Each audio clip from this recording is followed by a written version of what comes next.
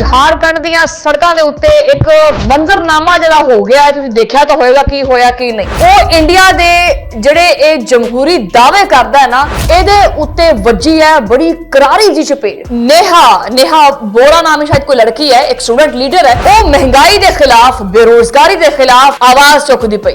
RSS दे एक कारिंदे ने इस भीड़ दे विच आके और उन्हें उस लड़की के चेहरे दे उत्ते काली स्याही सट दी और गिरफ्तारी तो बाद वो बड़े फखर नाल कहंदा पिया कि ये एंटी नेशनल है, मैं तां करके इहदे मूंह दे उत्ते स्याही सिट्टी है।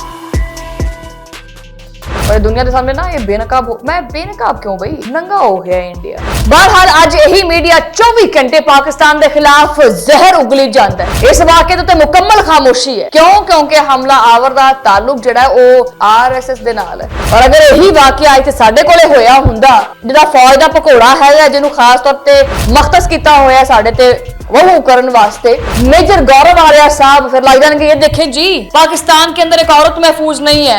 इंडिया दे विच जमहूरियत सिर्फ एक नारा है, एक प्रोडक्ट है जिन्हों वेचते हैं, लेकिन ये चूरन भी ये फक्की भी हुण विकदी नहीं पई। बिस्मिल्लाहिर्रहमानिर्रहीम, अस्सलाम वालेकुम। तुसीं देख रहे हैं 360 डिजिटल पंजाबी और मैं हां तुहाडी मेजबान शुमाइला न्याज। जनाबे वाला झारखंड ਦੀਆਂ सड़कों के उत्ते एक ਮੰਜ਼ਰਨਾਮਾ ਜਿਹੜਾ ਹੋ ਗਿਆ ਹੈ, ਤੁਸੀਂ ਦੇਖਿਆ ਤਾਂ ਹੋਵੇਗਾ ਕੀ ਹੋਇਆ ਕੀ ਨਹੀਂ। ਉਹ ਇੰਡੀਆ ਦੇ ਜਿਹੜੇ ਇਹ ਜਮਹੂਰੀ ਦਾਅਵੇ ਕਰਦਾ ਹੈ ਨਾ, ਇਹਦੇ ਉੱਤੇ ਵੱਜੀ ਹੈ ਬੜੀ ਕਰਾਰੀ ਜੀ ਚਪੇੜ। ਇੱਕ ਜ਼ੋਰਦਾਰ ਤਮਾਚਾ ਸਾਬਤ ਹੋਇਆ ਹੈ ਇਹ ਮੰਜ਼ਰ ਜਿਹੜਾ ਝਾਰਖੰਡ ਦੇ ਵਿੱਚ ਹੋਇਆ ਹੈ। ਇਸੇ ਬਾਰੇ ਚ ਅੱਜ ਦਾ ਵਲੌਗ ਹੈ, ਵਲੌਗ ਕਰਦੇ ਹਾਂ ਸ਼ੁਰੂ।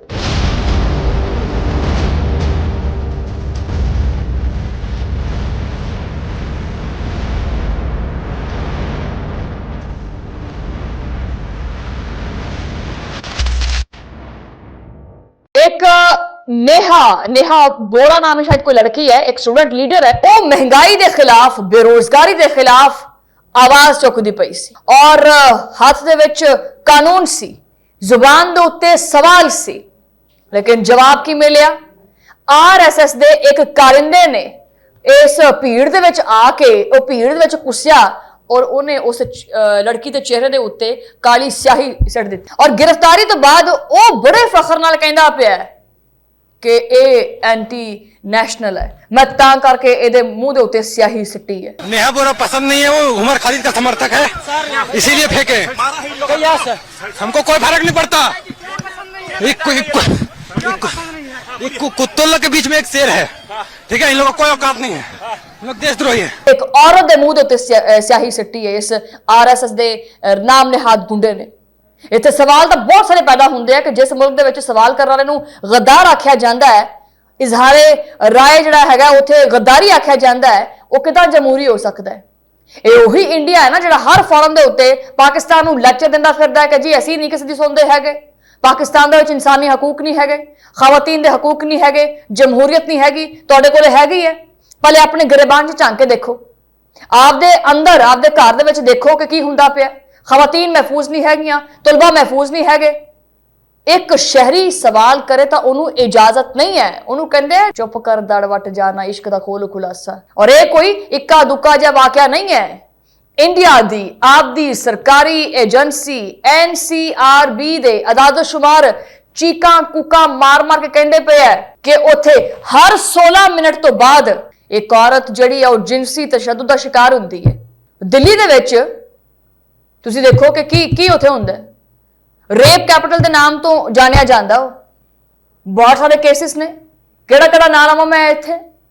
वैसे कहण नूं उही गल है कि भी असीं चंद दे उत्ते जाना है, ये दावा करते हैं। आपदियां धीआं भैणां दे घर महफूज नहीं हुंदियां, उन्हां वास्ते इंडिया महफूज नहीं हैगा। ते आखिर जी टीवी स्क्रीन दे उत्ते बेटी बचाओ बेटी पढ़ाओ इहदे महंगे महंगे इश्तिहार चलाते हैं और जमीन दे उत्ते वो जिहड़ी बेटी पढ़न वास्ते बाहर निकलती है, वो जिहड़ी बेटी हक की गल करती है, उहदे राह दे विच खतरा, नौकरी करे तां खतरा, दफ्तर जाए तां खतरा, हक मंगे तां खतरा, उहदे चेहरे दे उत्ते स्याही। ये दोहरा म्यार है और दुनिया के सामने ना ये बेनकाब मैं बेनकाब क्यों भाई, नंगा हो गया इंडिया। बहरहाल आज यही मीडिया 24 घंटे पाकिस्तान के खिलाफ जहर उगली जाता है। इस वाक़े ते मुकम्मल खामोशी है। क्यों? क्योंकि हमला आवर का ताल्लुक जिहड़ा वो ਆਰਐਸਐਸ ਦੇ ਨਾਲ ਹੈ। ਔਰ ਅਗਰ ਇਹੀ ਵਾਕਿਆ ਇੱਥੇ ਸਾਡੇ ਕੋਲੇ ਹੋਇਆ ਹੁੰਦਾ ਤਾਂ ਫਿਰ ਉਹ ਜਿਹੜਾ ਫੌਜ ਦਾ ਪਕੌੜਾ ਹੈਗਾ, ਜਿਹਨੂੰ ਖਾਸ ਤੌਰ ਤੇ ਮਖਤਸ ਕੀਤਾ ਹੋਇਆ ਸਾਡੇ ਤੇ ਵਹੂ ਕਰਨ ਵਾਸਤੇ, ਮੇਜਰ ਸਾਹਿਬ, मेजर गौरव आर्या साहब फिर लग जाएंगे ये देखें जी पाकिस्तान के अंदर एक औरत महफूज नहीं है। इंडिया दे जमहूरीयत सिर्फ एक नारा है, एक प्रोडक्ट है जिन्होंने वेचते हैं, लेकिन ये चूरन भी ये फक्की भी हुण विकदी नहीं पई। अंदर दी हकीकत यही है कि उत्थे ताकतवरां नूं कानून का तहफुज बड़ा हासिल और कमजोर दी कोई सुनदा ही नहीं हैगा। जाओ जाके पहले इंडिया के हाल वेखो कि चलते पे ने उत्थे। लेकिन बहरहाल मैं आखिर ते यही कहना चाहांगी कि वो धी चाहे इधर दी होवे या उधर दी होवे, ये धीआं सांझियां हुंदियां ने, मावां सांझियां हुंदियां ने। और जिहड़ियां रियासतां आपदियां धीआं नूं तहफुज नहीं दिंदियां, वो खिते दा लीडर बनने का जिहड़ा ख्वाब है इन्हां नूं देखना नहीं चाहिए। और जिहड़ियां हुकूमतां सवालां तो घबरांदियां होण ना, उन्हां नूं नहीं चाहिए कि वो तरक्की दे दावे करन।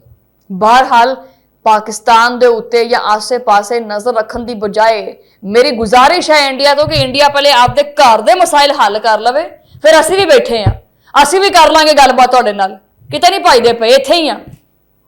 ਪਿਛਲੇ 70 ਸਾਲਾਂ ਤੋਂ ਇੱਥੇ ਹੀ ਬੈਠੇ ਆ, 78 ਸਾਲਾਂ ਤੋਂ ਇੱਥੇ ਹੀ ਬੈਠੇ ਆ, ਕੋਈ ਮਸਲਾ ਨਹੀਂ। ਪਹਿਲਾਂ ਤੁਸੀਂ ਆਪਣੀਆਂ ਜਰਾ ਬੀਬੀਆਂ ਮਹਿਫੂਜ਼ ਕਰੋ। ਅਗਲੇ ਵਲੌਗ 'ਚ ਮੁਲਾਕਾਤ ਹੁੰਦੀ ਹੈ ਉਦੋਂ ਲਈ। ਪਾਕਿਸਤਾਨ ਜ਼ਿੰਦਾਬਾਦ, ਅੱਲਾਹ ਨਿਗਹਿਬਾਨ।